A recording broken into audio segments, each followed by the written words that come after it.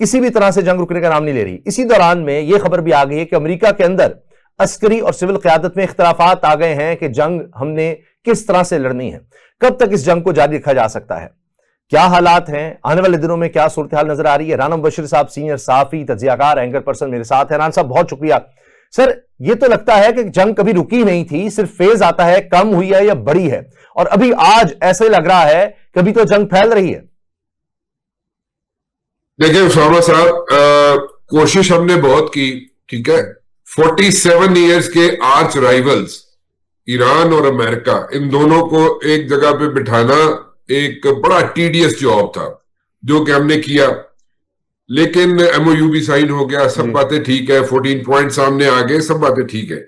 लेकिन the point is, देखिए 2% या 2.5% लोग हैं ऐसे ज़ायनिस्ट लॉबी के जो अमेरिकन इकोनॉमी पे असर्ट करते हैं। और आपने देखा होगा कि कई मरतबा हमने ये चीज हमारे सामने भी आई है कि नेतन्याहू जो है जॉइंट सेशन जो है वहां पे जाके अमेरिका में वहां पे उनको एड्रेस भी करते हैं। सो अगर ये कहा जाए कि जनाब वो उनको कोई फर्क नहीं पड़ेगा अमेरिका को और इजराइल को नाराज करके, तो ये मेरे ख्याल में गलत होगा, बिल्कुल गलत होगा। द पॉइंट इज के अमेरिका इजराइल को नाराज नहीं कर सकता, ठीक है, आर्गुमेंट्स हो सकते हैं जो हमने देखे भी, लेकिन नाराज नहीं कर सकता उसको। नाराज ना करने की वजूहात मैंने आपको कुछ एक दो बता दिए। इकोनॉमी पे सर्ट करता है, उसके अलावा जनाब यूएस कांग्रेस हो, सेनेट हो, वहां पे वो सर्ट करते हैं। Mid term elections are round the corner, mid term elections होने वाले हैं, नवंबर में मिड टर्म इलेक्शंस है। आप इजराइल को कैसे अमेरिका नाराज कर सकता है? तो वो नाराजगी तो हो ही नहीं सकती।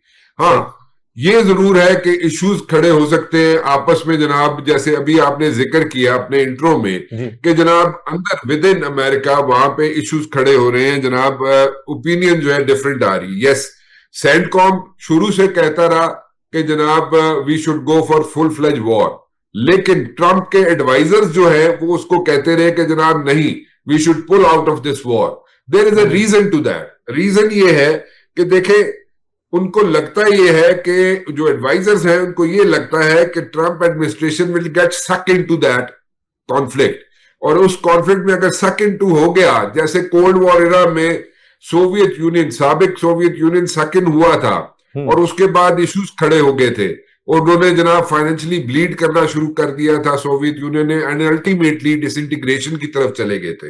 सो इस तरह इसी को जेहन में रखते हुए, कोल्ड वॉर इरा का एग्जाम्पल को जेहन में रखते हुए, वो नहीं चाहते कि जनाब America should get into all these things, और उसको जितनी जल्दी हो सकता है एडवाइजर्स कहते हैं इसको सॉर्ट आउट कर ले। अब सॉर्ट आउट कैसे किया जाए? सितंबर अक्टूबर में जो है वो जनाब इजराइल में इलेक्शंस है। इजराइल के इलेक्शंस भी बड़े इंपॉर्टेंट है नेतन्याहू के लिए, उसके साथ साथ मिड टर्म इलेक्शंस है। सो प्रॉक्सी वॉर का सिलसिला एक मरतबा फिर जो है ईरान ने जनाब एक्टिव कर दिया है, जिसकी वजह से जो अभी आप कह रहे थे कि सऊदी अरेबिया को भी हीट फेस करनी पड़ रही है, उनको भी इसमें इन्वॉल्व होना पड़ रहा है। हेतीज ने उनके साथ जो कुछ हुआ वो सबके सामने, उसको रिपीट करने की जरूरत नहीं है। लेकिन द पॉइंट इज कि जो ईरान है उसको डैमेज बहुत हुआ है। ईरान जो है उसका ऑटोमेटिक आइडेंटिफिकेशन सिस्टम जो है वो डैमेज किया है अमेरिका ने। उसके साथ साथ मिसाइल साइट्स जो है, मिसाइल पे वो काउंट करता है, मिसाइल साइट्स पे काउंट करता है, मिसाइल्स फायर करता है, ड्रोन्स फायर करता है, उससे जनाब वो जो सिस्टम है उसको बड़ा नुकसान पहुंचा है अमेरिका की तरफ से। ईरान के रडार सिस्टम जो है उसको भी नुकसान पहुंचा है। IRGC जो है उसके बेसिस जो है, मेन बेसिस IRGC के जो है वो डैमेज हुए हैं और वो बड़ी बुरी तरह डैमेज हुए हैं।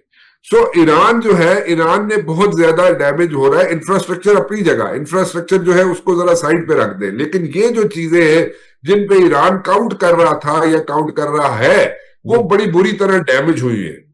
अब रशिया जो है उसको हेल्प आउट कर रहा है ईरान को, इसमें कोई शक नहीं है।